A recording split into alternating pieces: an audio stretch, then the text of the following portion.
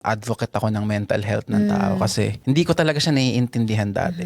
I grew up na parang akala ko, alam ko lahat and strong-willed ako.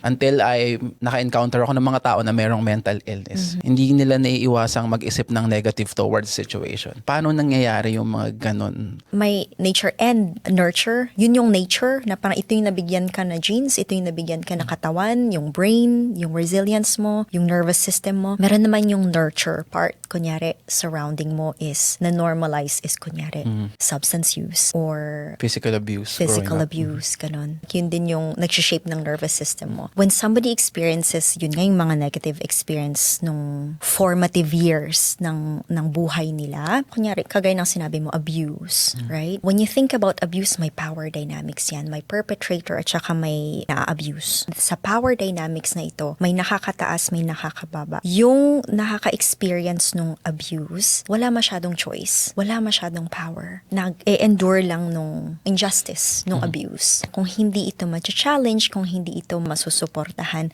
pwede niyang ma-carry ito throughout ng adulthood at ma-manifest as yung anxiety na sinasabi mo, as trust issues na sinasabi mo. So, maapektuhan din yung pagre-relate niya sa ibang tao.